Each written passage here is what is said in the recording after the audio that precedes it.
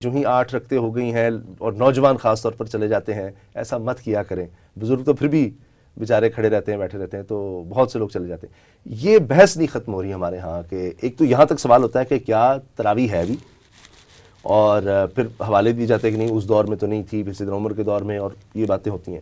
پھر یہ 8 کی اور 20 کی بحث پہلے تو ہے ہی نہیں. ایک تو یہ سوچ کہیں سے شروع ہو جاتی ہے کہ ضروری نہیں ہے، کوئی کہے گا ضروری نہیں ہے، کوئی کہے گا ہے ہی نہیں، کوئی کہے گا جی کر لیں تو ٹھیک ہے ضرورت نہیں. پھر وہ 20 اور 8 کی بحث بھی، یعنی یہ سب چیزیں پیرالل چلتی ہیں ہمارے یہاں. 20 میں 8 ہے، اچھا 8 میں 20 نہیں ہے. سبحان اللہ. ٹھیک.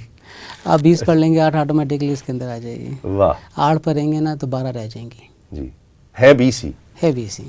اچھا اب دیکھیے یہ اشتباہ پڑتا ہے کہ جو 8 رکعت ہے وہ بیسیکلی تہجد کی نماز ہے. اچھا. اور تہجد کی نماز آپ پہلے سوتے ہیں تھوڑا سا، اس کے بعد پھر اٹھتے ہیں اور پھر آپ پڑھتے ہیں. ٹھیک. تو یہ تہجد کی نماز عشاء کی نماز کے ساتھ نہیں ہے کہ عشاء پڑھ کے ساتھ 8 رکعت تہجد کے پڑھ لیں آپ.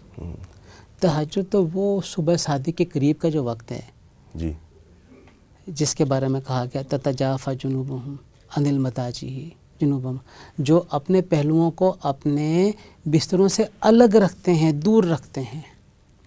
اللہ اکبر. تو پہلوؤں سے بستروں کو دور رکھنے کے لیے اٹھنا پڑتا ہے سونے کے بعد، اللہ. اور اس کے بعد یہ ہوتا ہے تہجد. اور اس نماز کا جو اللہ تعالیٰ کے ہاں اجر ہے وہ بہت ہی زیادہ ہے اس نماز کا اجر. سبحان اللہ. سبحان. یعنی اللہ کی رضا کے حصول کے لیے انسان اپنی نیند کو قربان کر رہا ہے.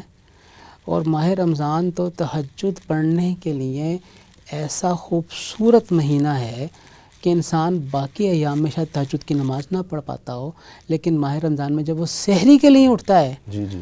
تو وہ 10 منٹ مینیج کر لے تو وہ 8 رکعت نماز تہجد کی آسانی سے پڑھ سکتے ہیں. سبحان اللہ. سبحان اللہ. بہت اچھی تجویز ہے، بہت اچھی تجویز ہے کہ وہ جو بھی اٹھنے کا ٹائم ہے، خواتین تو بیچاری اٹھی ہوتی ہیں، وہ تو ایک گھنٹہ پہلے، تو آپ صرف 10 منٹ پہلے اٹھ جائیں، 10 منٹ پہلے اٹھ جائیں تو آپ تہجد بھی آپ جو ہے، اور وہ اللہ کرے کہ وہ ہماری روٹین میں آ جائے. اس کا تو بڑا، یہ آپ نے بڑا اچھا بتایا. اب یہ جو تراویح کا ہے اس کے احکامات کے بارے میں بتائیے. دیکھیے تراویح جو ہے نا وہ فقہ حنفی کے اندر نا سنت موقدہ ہے. اور سنت موقدہ ایک ایسی نماز ہوتی ہے کہ اگر آپ کرتے ہیں تو آپ کی طرف سے ادائیگی ہوتی ہے، نہیں کرتے ہیں تو اس کے اوپر پوچھ گچھ ہونی ہے.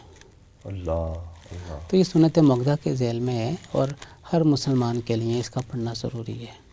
ٹھیک. تو اس کا وجود ہے، نبی کریم صلی اللہ علیہ وسلم نے اسے باقاعدہ طور پہ ادا فرمایا ہے. یہ اور بات ہے کہ آپ نے اس کی جماعت کے لزوم کو اختیار نہیں کیا، جسے بعد میں حضرت عمر فاروق رضی اللہ تعالیٰ عنہ نے لزوم اختیار کر لیا کہ کیا ہی اچھا ہو کہ اگر یہ جماعت کے ساتھ 20 رکعت بھی ادا کیے جائیں. دیکھیے جماعت ہو رہی ہوتی نا تو لوگ پڑھ لیتے ہیں، کھڑے ہو جاتے ہیں.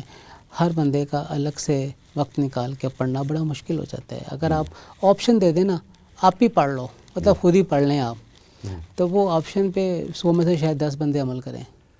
تو اس میں یہ بھی کہ نبی کریم صلی اللہ علیہ وسلم نے شاید اس لیے اختیار نہیں کیا کہ پھر وہ فرض کی طرف نہ آ جائے. ہاں واجب کی طرف نہ آ جائیں، وہ فرض کی طرف نہ آ جائیں کہ لازمی پڑھنی ہے. حضور صلی اللہ علیہ وسلم نے سب کے سامنے ہی ہاں.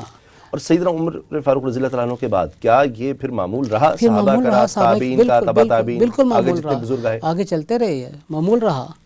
آپ دیکھیے سعودی عرب میں خود مسجد حرام کے اندر 20 رکعت نماز تراویح کی ہوتی ہے. جی جی جی. تو وہ معمول چلا آ رہا ہے نا، تمام میرے خیال عالم اسلام میں عالم اسلام میں ہے معمول، مکمل معمول ہے یہ.